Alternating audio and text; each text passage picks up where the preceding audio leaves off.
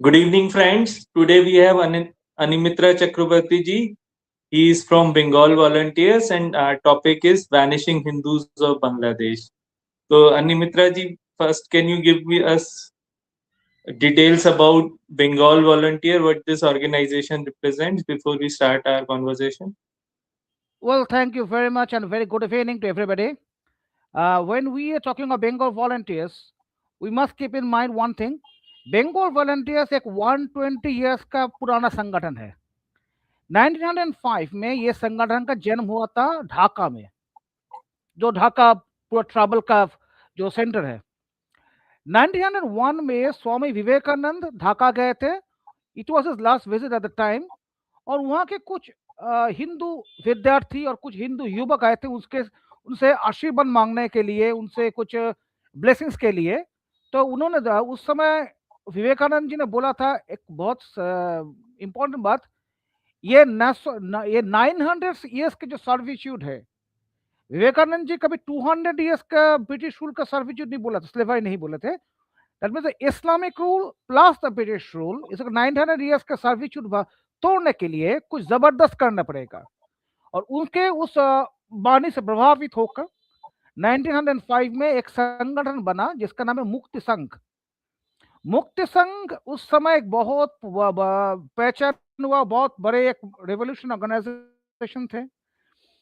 वो 1907 और 1908 में कुमिल्ला मेहमद सिंह में जो हिंदुओं के खिलाफ जो विस्फोट दंगे हुए उसके खिलाफ मुक्ति संघ लड़े। 1914 में मुक्ति संघ आत्मोन्नति समिति से एकजुट कर रॉडरम्स का रॉबरी किया जो विश्व प्रसिद्ध है। That happened in 26 August 1914। From 1928 the organization was named as Bengal Volunteers and under the leadership of Netaji Subhash Chandra Bose। Bengal volunteers के होने के बाद ये संगठन ब्रिटिश के लिए एक टेररिज्म का एक सिनोनिम बन गया। The British was completely afraid of the organisations. अगर आप 1930 के बिना बदल दिए राइटर्स बिल्डिंग एपिसोड देखें, 1930, 31, 33 में उस समय जो ब्रिटिश रजिस्टर का खून किया गया था मिदनीपुर में, ढाका में जो बॉम्ब विस्फोट हुए थे, उसी समय बंगाल वॉलंटियर्स का नाम बहुत प्रसिद्ध हुआ था। And Bengal volunteers had a very deep connection with the Indian National Army. और 1940s पे और एक मसला आया कि बंगाल वॉलंटियर्स के साथ कम्युनिस्ट पार्टी ऑफ इंडिया के जो कन्फ्रंटेशन, वो डायरेक्ट कन्फ्रंटेशन हुआ। वो जो जैसे जैसे खूनी दंगे हुए, उनके लोग भी मरे गए, हम लोगों के लोग भी मरे गए। And after that, following the independence, the Bengal volunteers was completely suppressed by the Congress administration. और हम लोग 2019 में ये बंगाल वॉलंटियर्स के संगठन को जैसे शमशान की घाट से उतार कर लाए हैं। And we are trying now to reinvigorate the revolutionary ideals of the time of Bengal। वो जो हिंदुओं का जो संगठन था उस समय, जो हिंदू का जो आत्मा थी बंगाली हिंदू का, जो बंगाल वॉलंटियर्स ने साबित किया था, we are trying to prove it once back in this worst hours of crisis। Fine. So, in what all activities it's been prevalent in current West Bengal? Well, at present, we are in both in the field and also in intellectual cultivations. We do have our own publications. That was one is for the science doctrine, and other one is the war doctrine. Never before Bengal volunteers, no Bengali by no our publication was there that speaks of the war. Judh ka Sankha, war doctrine was never in the history of Bengal till the last moment, but we have not found it out. And we are organizing camps of the youths. We are training them to be sufficient enough to be stable, to rise to the call of the nation at any time. Okay. Okay, thank you. Thanks for the swift response. So we can come back to our main topic, which is vanishing Hindus of Bangladesh. So I will just like that the presentation or the podcast should be divided into two halves. One is more like what is the historical background and contemporary part of of Hindu genocide, what we call, and what can be the proposed solution, which will come in the second half, or who all are missing in their action. That's why we are in this mess. Mhm. So when we say that, like there is a lot of hullabaloo that because post Sheikh Hasina, the current Yunus government, like things have gone wrong, and this is the start of the Hindu genocide. Is it the true case, or were we facing a Hindu genocide earlier also during Sheikh Hasina or much earlier regimes also?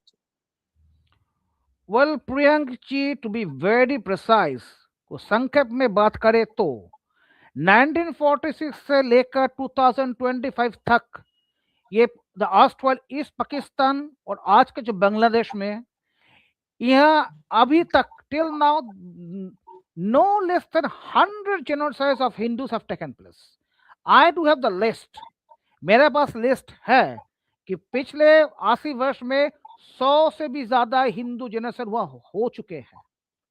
So this is nothing new to Bangladesh and it's common. जब भी अगर कोई इस्लामी groups में tension हो, अगर कोई इस्लामी fundamentalist groups और so called that all of the Muslim parties अपने कुछ कन्फ्रंटेशन में आए, तो उसका टारगेट हमेशा हिंदू ही होता है कि since the Hindus have none to resist, there is none to resist to prevent और save the Hindus there. So 2025 में जो हो रहा है, according to me, this is a very sequential genocide. ये जेनोसाइड का पैटर्न बदल गया है. ऑस्ट्रेलिया में क्या होता था पिछले दशकों में, 7 और 10 दिन भारी मारपीट होता थे, आग लगते थे, मंदिर को जला दिया जाता था, औरतों को रेप कर दिया जाता था, वगैरह वगैरह वगैरह. लेकिन I think now that they have change the strategy for the moment. और अभी अब देखे कि पिछले 6 दिनों में 14 से 15 हिंदूज को कत्ल करने की संबाद हमारे पास आई है. But if you go to deeper, there is no less. जो खबरें आ रही है, this is nothing but the tip of the iceberg. And what is happening in the middle level of the iceberg, forget of the lower levels, we do not know even. क्योंकि पिछले हफ्ते मेरे पास एक खबर आए थे कि कुमिल्ला में एक इंसिडेंट के लिए 500 हिंदू मकान जला दिया गया था, लेकिन वो प्रेस पे नहीं आया. तो प्रेस पे आ रहा है जो वही खबरें जो अर्बन सेंटर्स में हो रहा है, और रूरल सेंटर्स में क्या हो रहा है इसका कोई जानकारी अभी तक नहीं आया. But what is going on is very natural. Since to be very precise, there is none to protect the Hindus there. There is no international pressure in Bangladesh at this moment. And for all these things, the ominous things will go on till the last Hindu exists in Bangladesh. Okay. Okay. Coming to the my point that if it is going thoroughly, so do you think that there is a lack of prudence or leadership of Indian government which has been failed to preserve that genocide? Well, Like there Priyank has ji, to been be no constant dialogue, no continuous discussion with Bangladesh leadership about protection of Hindu minorities in Bangladesh. Priyank ji, to be very honest and to be very precise, India has failed always in this regard. Pandit Jawaharlal Nehru, in his speech on Tryst with Destiny on the 14th of August 1947, before the midnight, he used these words: "We shall not forget our brothers and sisters living on the other side of the border." लेकिन border के उस समय कौन brothers sisters थे? कुछ 2 or 3 or 5 to 10 nationalist Muslims or the Hindus. But this is 2025 is also the 75th anniversary of the 1950s Hindu genocide at Borishal. कितने लोगों को मार दिए गए थे, कितने घर को लूटा गया था, कितने औरतों को जिंदा जला दिया था, रेप किया गया था, उसको अभी तक पता नहीं है. Pritam, we will ask you. Please continue, Amrit. So even at the time, the Indian government preferred to remain naive. Liaquat Ali के पैक्ट्स क्यों हुआ था? The Nehru-Liaquat Pact happened only since There was a counter violence counter across West Bengal and other parts of the eastern India. If you can see, if you go to the archives of Dawn, the newspaper established by Muhammad al Zanna, you can find that on 20th March 1950's edition is written that the banner headline of Dawn is martial law imposed in Howrah. That means it was enough sign to terrorism in Pakistan, and for that reason there was a Hindu Nehru Liaquat Pact. लेकिन Nehru Liaquat pact में जो हुआ जो return लिखा गया था कि दोनों देश अपने माइनॉरिटी कम्युनिटी का देखभाल करेंगे, केयर करेंगे, वो इंडिया तो बखूबी से निभाया, लेकिन Pakistan has never gun for that. 1950, 1961, 64, 71, ये तो बड़े बड़े बड़े हिंदू जेनोसाइड्स का नाम है. अगर उनके बीच में जो बरस आए जैसे 58, 63, and every person of East Pakistan. Now look, there was a minuscule minority of the Hindus and Sikhs left in the West Pakistan, but in 1949 there was 29% Hindu minority in Bangladesh. Now it has come down to 7.9. Reasons? The genocides. The uncontrolled, unrestrained Hindu genocides. Even after birth of Bangladesh in 1971, there has been no end to it. It has been continuing steadily. Even in the Army League regime, it must be taken into consideration the government in 1974, when Sheikh Mujib was existing then, a new law was set up. That's called the Vested Property Act. And this law was based on this Enemy Property Act of Pakistan 1964. That means any Hindu is an enemy of Pakistan. So the same way, this law also projected the Hindus as the enemy of Bangladesh. Till this moment, according to Abul Barakat, the celebrated professor of Rajshahi's economics professor of Rajshahi University, who was arrested 1 or 2 months back, according to him, 1.52 million square kilometer properties or land of the Hindus have been grabbed by the Bangladesh government as the vested property. So they are nothing but the Zimmis or the modern Jews of Bangladesh. So unless something bold is taken by India, and I must say, in all these factors, either India has remained insensitive or reluctant. It means I do not know whether there is any Bangladesh desk even in Delhi at this moment. And even there is a Bangladesh desk, I do ask to know whether there is any Bengali in this Bangladesh desk. And even there is a Bengali in this Bangladesh desk, does the person know all the 40 dialects of 40 Bengal dialects of Bangladesh? Since there are many dialects of Bangladesh which is not possible for us to even understand. And I can understand the language of Noakhali. I can't understand the language of Sylhet, but they're also very Bengali. So in this way, India has remained insensitive to the entire Bangladesh episode. It has always been in East Pakistan. Forget about all those promises of 1970 constitution and everything. Hindu is the target, and a Hindu genocide is imminent in the larger scale at this moment. Yeah, yeah. Thanks. Like I also will concur with your points that yes, India has been a silent supporter. So one No, thing you highlighted was I'm sorry. Priyanka, I am not a silent supporter. I am silent spectator. spectator. But I want to, from my viewpoint, it's a support only. If you are not, if you have the Certainly. power to stop something, and if you're not doing it, it's like you are a tacit supporter for the same. Yeah. So looking back to what I see that about Hindu genocide, there have been like few American journalists who have been very vocal in UN. They have documented from past 20 years, written books, while there has been a complete apathy from either from the entire Indian bureaucracy or government as well as from our civil society side also. That none of the journalists, media, either from Bengal or from national media, has been vocal to address that point. So meanwhile, I just have Pritam Devji. I will just introduce him and then we can conclude. Namaste, Pritam ji. Good evening, Uh, everyone. uh, Actually, sorry. First of all, sorry to. no issues, Namaste, Pritam. namaste. Actually, I'm very sorry that there's some technical issue. I'm not entering in on time. I understand that.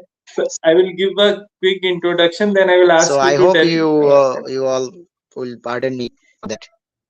Yes, Pritam ji. So we have covered 2 points. Like I just want to give the brief that the podcast we have been dividing into 2 parts. One is what has Yeah. happened So in the some past till now, and then we will discuss about the proposed solution. What can we do or as a civil society, or how should we ask our what should be our correct expectations from our government? But and till now we have just covered 2 points that whether the genocide has been happening only under the current regime or it was a part of earlier regimes also, and what Indian government has done till now or lack of actions of Indian government, which were discussed by Animitra ji. So Pritam ji, you belong to Bengal Nirman Sena, Assam. So just give us some idea about the organization, how big it is, what is the objective of the of the organization, that too very particularly in Assam.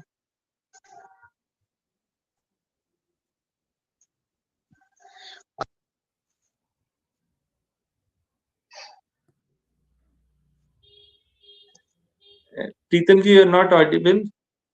Mm.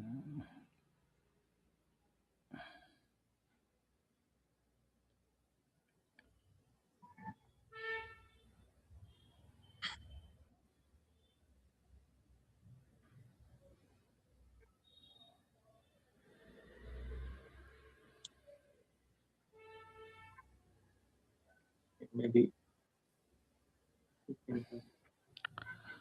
It's a technical issue, I think. Yeah. So, okay, meanwhile, we can continue, Animitra ji. So, Yes. we agree with this aspect of point. So, but is it, I want to ask, is it just a failure of Indian government, or as a civil society also we have failed to be very vocal about the Hindu genocide in Bangladesh? Well, certainly, certainly. But till the last decade, the civil society in India was quite governed by the leftist modules, and the lefts have never been the critics of the Bangladesh happenings. They have been found to take processions against they are doing now, the imperialist expansion of America on Venezuela. They are troubled with the factors in Venezuela, Iran, Middle East, or whatever part of the world except Bangladesh. Now, what when you should we are going to you will ask this? No, we do protest. We have stated in our party documents, but the way they come to the streets, the same as the in case of Venezuela, that has never been found in the case of Bangladesh. So these had been the national memorandum, the national consensus also till the last decade. In the last decade, with the advent of the Modi government, there have been some changes. But I shall say that quite minuscule changes, but not some major.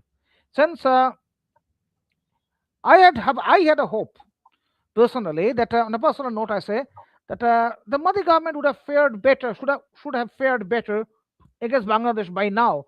But unfortunately, I do not know what's the reason behind it. The government is giving lots of space to the Bangladeshi people, the Bangladeshi radicals.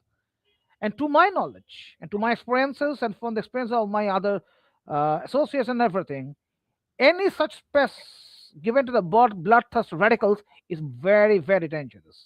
And to my knowledge, the border in the eastern part of India, that means the largest border shared by India with Bangladesh of 4,000 square kilometers or more than that.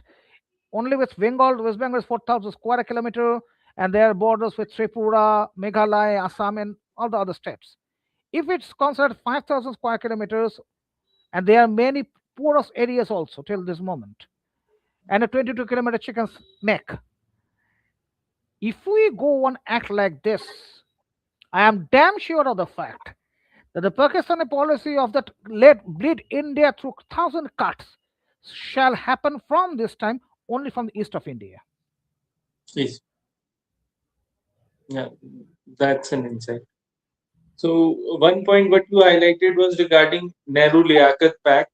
Hmm. So where like our government has been in dissonance that there is in they are not ready to accept the reality of two nation theory. So do you think that's the root cause of all the challenges of, and somewhere we need to revisit that treaty and look forward for that a complete transfer of population as a feasible solution, or have such discussions at least with both Bengal government, Bangladesh government as well as Well, Pakistani government? Priyankji, to be very precise, according to my own knowledge, there cannot be any such transfer population at this moment. The transfer population that happened only in Punjab, it was discarded in the case of Bengal, though Dr. Shama Prasad Mukherjee and others had tried to persuade Mr. Nehru to do it, but it was not repeated in Bengal. And now, for that reason, you are seeing all this drama at the moment. Um, well, am I visible? I think my camera is disturbing. Slightly disturbing, but there is no impact on audio. Oh, thank you. So, the reality is that there cannot be an extreme population now.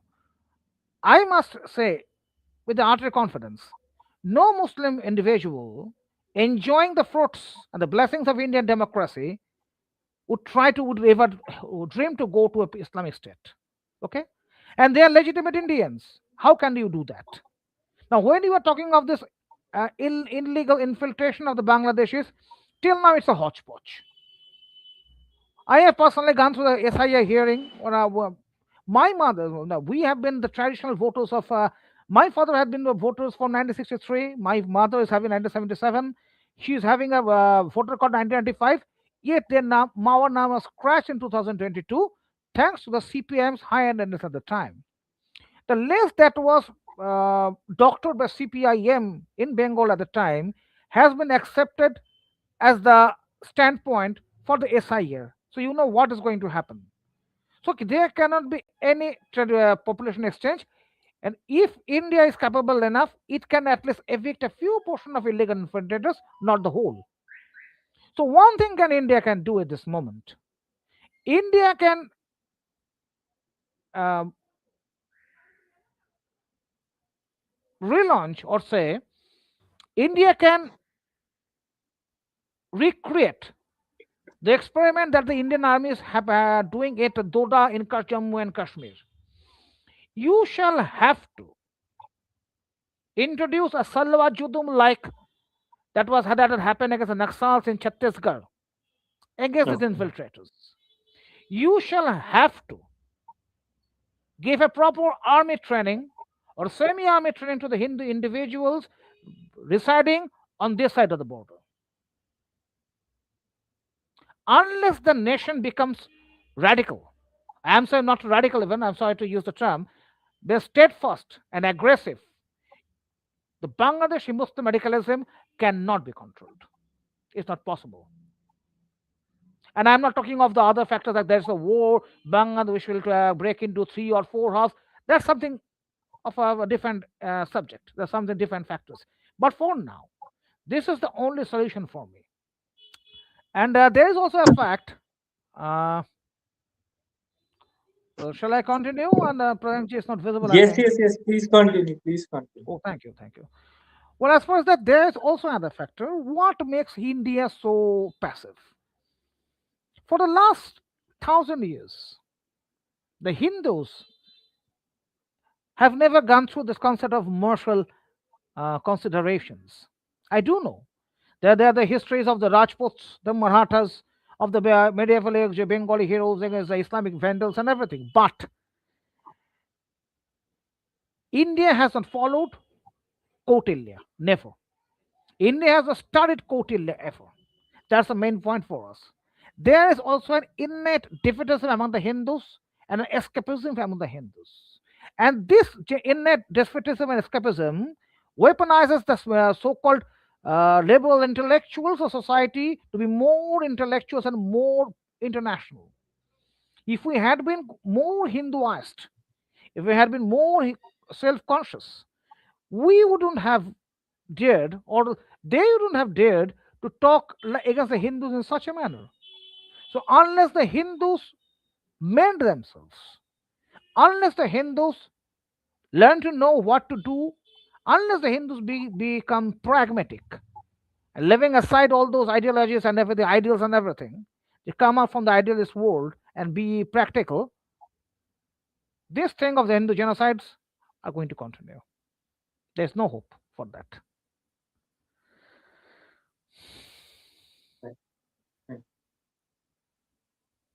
Pritam ji, are you in the line?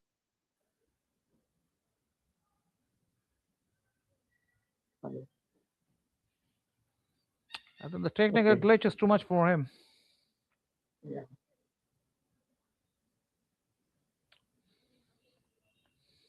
Apart from that, if I come back to the main points of communist part or the media deception, so just share your viewpoint that why always that entire Hindu migration from Bangladesh is being more associated with economics, that they are economic migrations rather than forced refugees, what we can say. So how do you call Well, this deception? What is it? what is happening at present in Bengal, I do say that this term has been used excessively by the lefts. And as a result of this 34 years hegemony of the lefts in Bengal, the media language has changed a bit. But in the earlier decades, in the 50s, even in the 60s, the Bengali media was quite vocal. Even the English newspapers from Bengal, like the Statesman, had been quite vocal against this Pakistani vandalism. But nowadays, if we go through the statistics, you will find that there's omen or the nemesis of Muslim infiltration or illegal migration from Bangladesh had started in the early 80s. When the late founder of CPIM realized they were losing the confidence among the Hindus, they were not garnering the same votes as expected from the Hindus, they tried to fill up the gap by bringing the Muslims from across the border. And there was hardly any border at the time in the eastern of India, since India regarded Bangladesh as a no threat. And for that reason, the way it was conscious of Pakistan, the way it um, built the fences or the defenses in the Pakistani areas, I'm sorry, the western part of India, but this was not feasible in eastern part of India. And from that point, the media language also changed to have the blessings of the government, to have the donations or the benedictions of the government.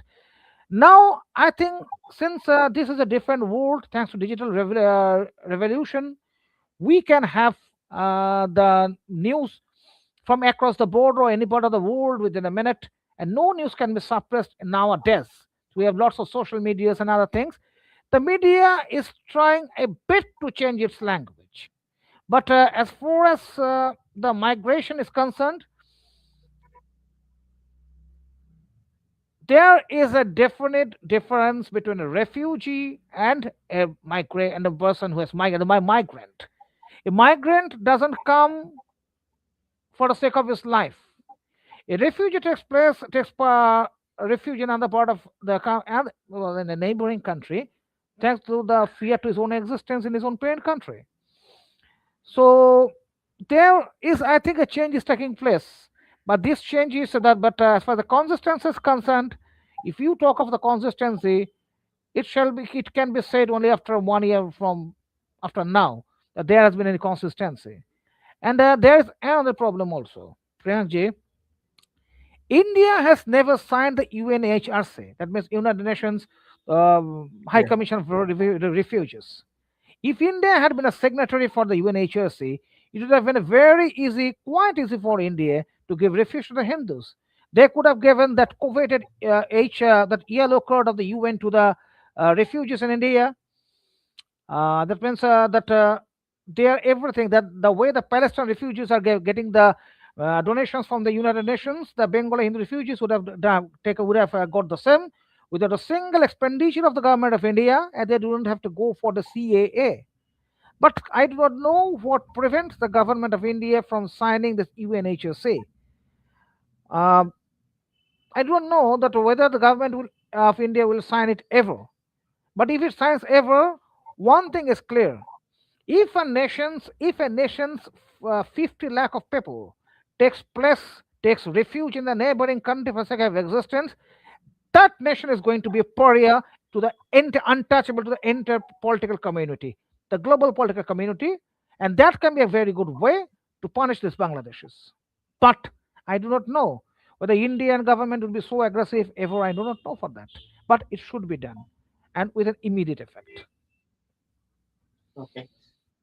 I will come to the subsequent question, which is like when I talk to a lot of Bangladeshi Hindus, like my grandparents have also been the refugees from during the partition of 1947 from Western Pakistan. And I deduce that okay, in a although they lived in refugee camps and everything, within a generation or two, they just bounce back because of the natural entrepreneurship which we have.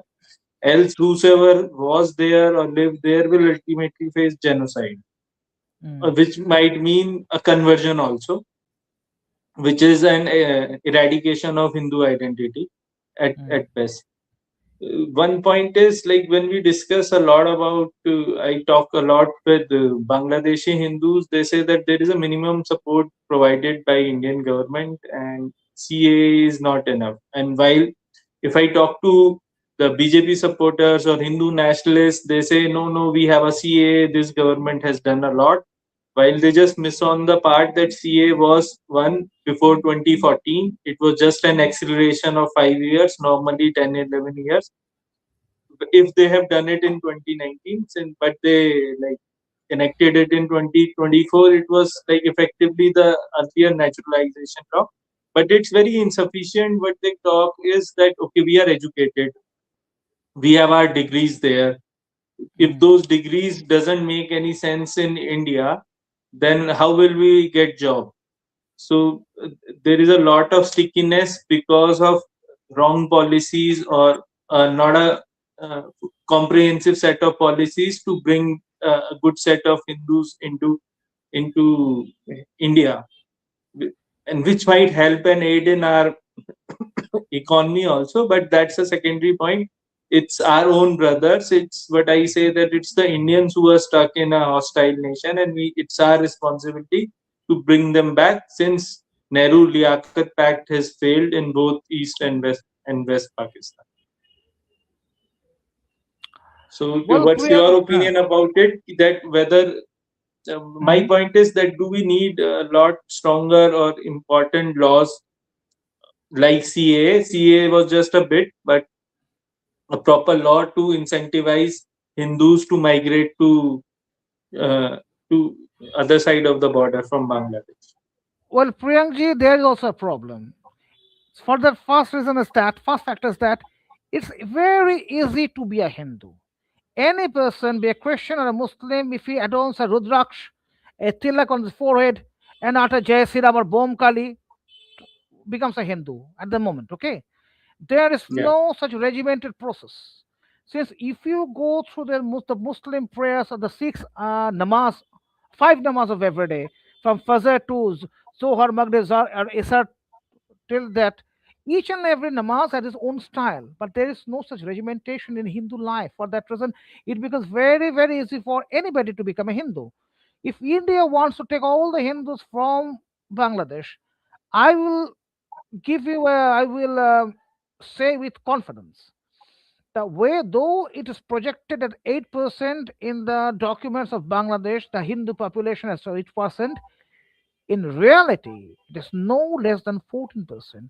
And I'm saying this with much confidence. Okay. At several points and several census, Hindus didn't even surface. At several parts of Bangladesh, you shall find the Hindu women under a burqa.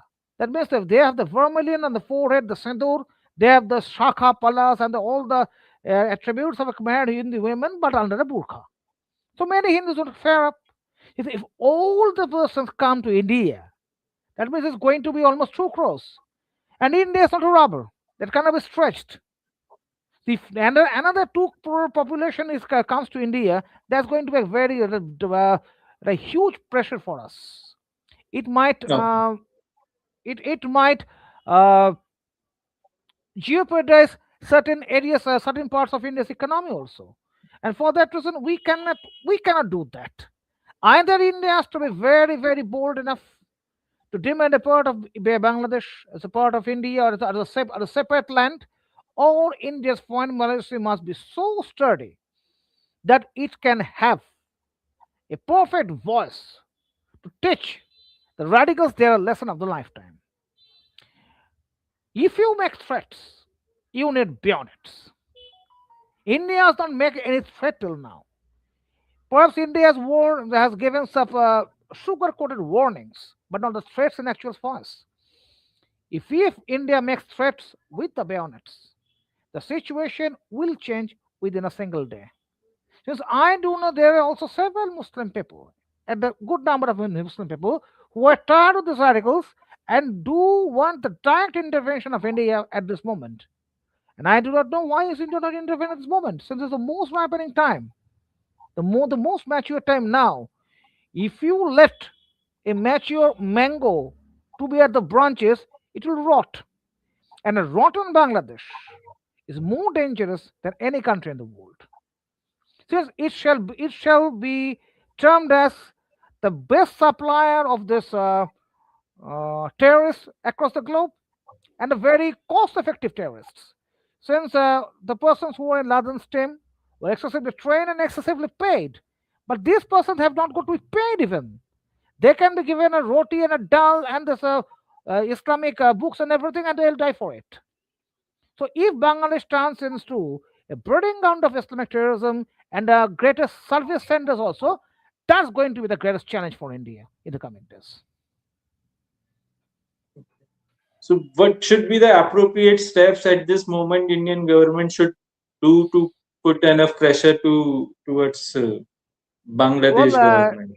if you consider the Bengal war this point of view, we do always prefer a single concept of conscription. India must introduce conscription as a compulsory military training across the India between the 18 and 22 years of people. Compulsory military training, number one. Number two, forget of everything under the sun, ethics and everything. Remember his own interest. My interest is in the Union of India, and my borders cannot be threatened. If my borders are threatened, I shall go for the revolver. That must be the Indian stance, and very clear from the dawn till the midnight. Since unfortunately India has not reiterated any such stance till now, for this reason, the Bangladesh is getting more and more dangerous.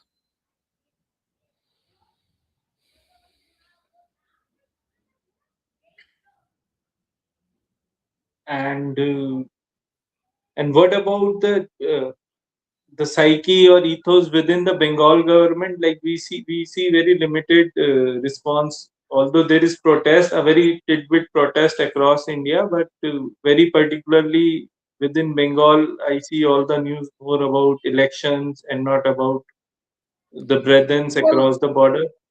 West Bengal has been consistently the most politically violent state in India ever since 1947. And we are going to face an election in 2026. So, and apprehending the worst violence in the last decade, Bengal is gearing up. The news of Bangladesh has sent shudders to the spine of Bengal, definitely. And it must be said that not only BJP but all the political parties have jumped on the occasion to protest for in favor of the Bangladeshi Hindus. But what's the most iron is that none is though they have been found to protest, none have been found to come to the street to protest. That's the main reality. The Hindus are furious. That you made it very clear. The Hindus in Bengal are furious. Not only the Bengali Hindus, the Hindus cutting across that linguistic and the caste banners and everything. The Hindus are furious. So the most of the Hindus at present in Bangladesh are the Dalit Hindus. The upper caste Hindus, there have been declination of the upper caste Hindus and lower caste Hindus are there. So I don't know whether the Ambedkarites are coming up for the sake of the Bangladesh Hindus. I do not know. But certainly there have been terrible disturbances across Bengal. But since there is a Trinamool government, except a very one or two occasions, the Hindus have not been able to come to the streets. But their action is growing, their anger is simmering. There might be a burst out of that in the coming days if this continues. Okay. Normally, I've seen that it helps, like BJP government, it helps a lot of polarization helps them to make their road easy towards the path of power. Mm. So even if like there a little violence against Hindus makes things easy for them. So is it Mm. somewhere related that a lack of action will pipe up Hindu sentiments and it will be helpful for them in Bihar, in Bengal election? This Lack might of also action. be a reason. Can you Lack repeat of the question? action against Bangladesh will help them uh, more simmer the Hindu sentiments within West Bengal and help them grab power. Help who? BJP. Yeah, Well, unfortunately, you must have to understand the basics of Bengal. Till this moment, this is a history. The political parties who have fought in the streets have engaged in battles against the government, be it the Congress against the British, be it the lefts against the Congress, or the Trinamool against the lefts, have come to the power finally. This is a unique character of Bengal. The same thing you can find in Bangladesh also. There are street battles and everywhere. So violence is a very part of the Bengal's characteristics. Unfortunately, the Bharatiya Janata Party in Bengal behaves more like the most modest and most obedient student in the class. But if you cannot protest against the government in the streets, you must not expect to be in the government. And Bharatiya Janata Party is doing that. In the last 1 decade, Mamata Banerjee, also the Trinamool government, has given a plethora of issues, plethora, to wreak havoc. And Bharatiya Janata Party has not been able to do a single job as expected. Though there is a good support for the Bharatiya Janata Party, though there are good earnest and trained cadres, the BJP state leadership has not been able to come to the streets. That's one problem. Number two, as far as Bangladesh is concerned, it is expected from the Bharatiya Janata Party's Bengal leadership that they should exert the heaviest pressure on the central, on the Modi government to do something. Till this moment, nothing has been seen.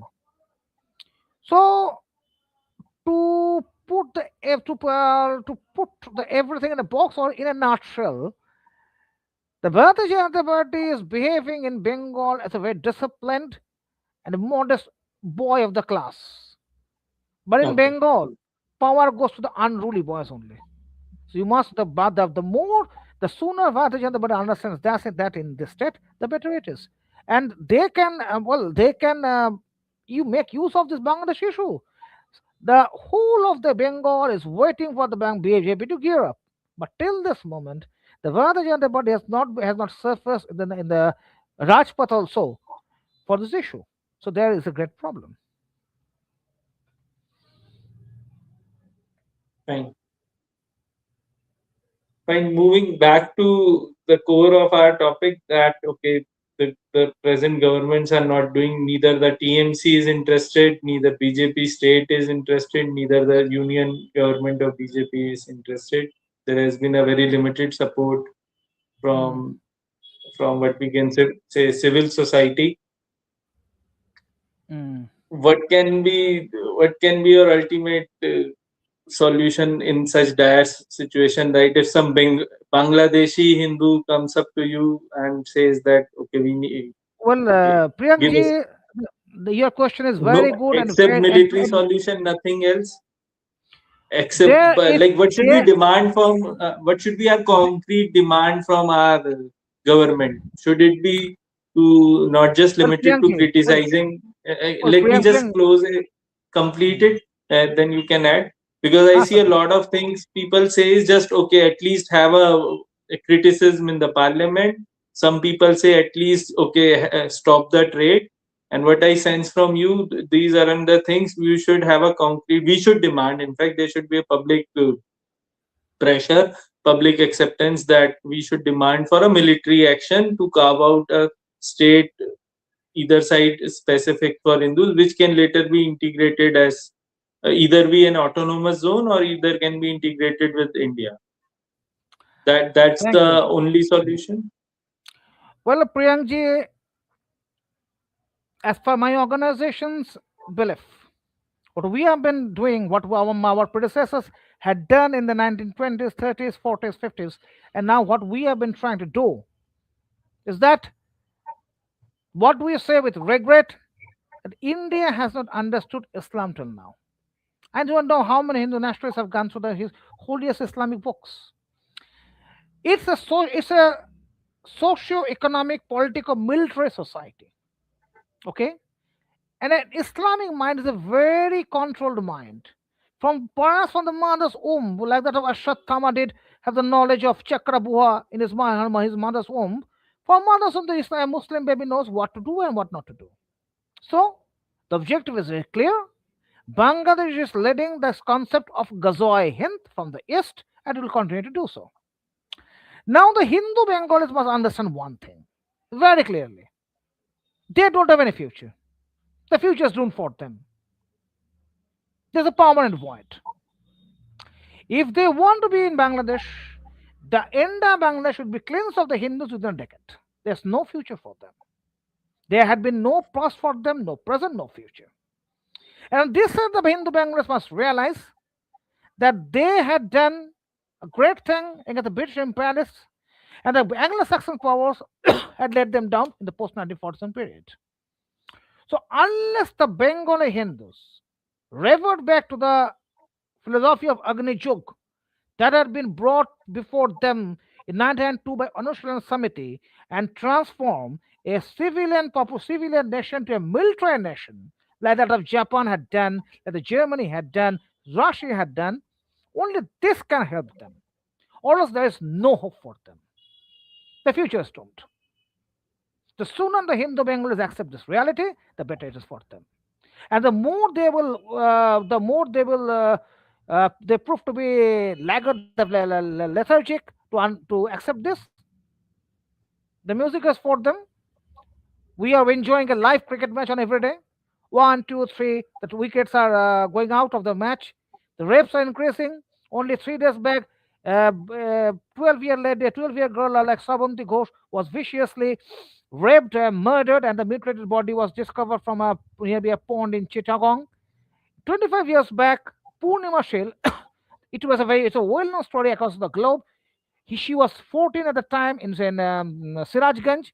She was gang raped by 22 radicals, Islamist radicals, and her mother pleaded for to everybody, see, please come one at a time since my child is very little.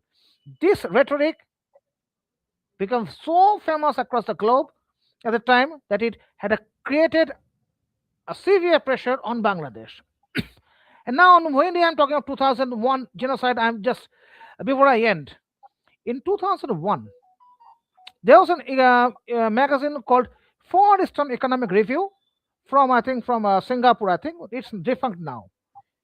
Its cover story was Bangladesh, the cocoon of Islamic terror, and after that, it was banned by Khalda Zia, who died a few days back. There was also a book written by very celebrated uh, journalist called Hiranmai Karlikar.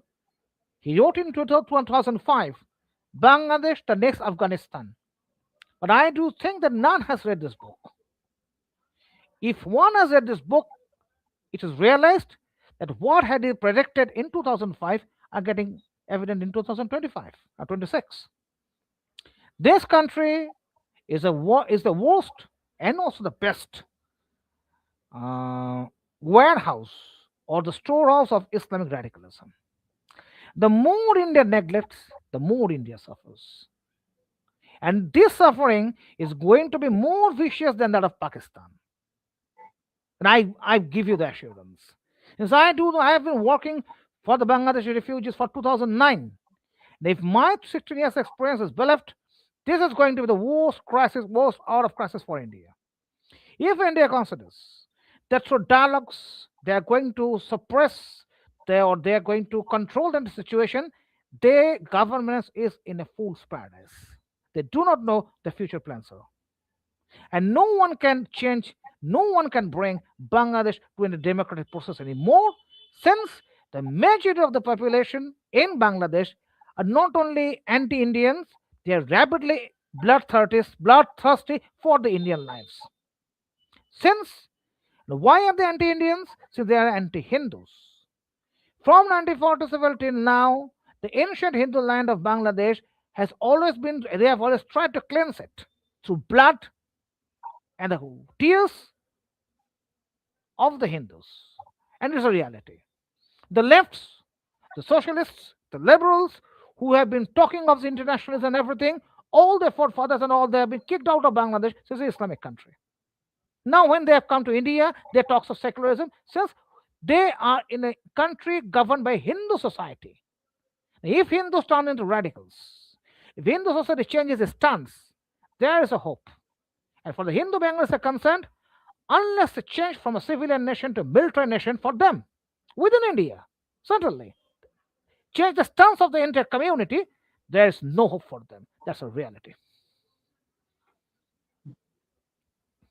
Thanks. I think that's been a very meaningful message for not just for Bengali society. I think this solution needs, because this will eventually not be a Bengal specific problem. It's a pan India problem, and with Definitely, it's a rapid pan-India problem. Islamization, Yeah, just it, many friends of mine, many friends of mine from Maharashtra have asked me to. They have asked me, and I have written them the difference between the Bengali language of the Indian side and the Bangladesh side.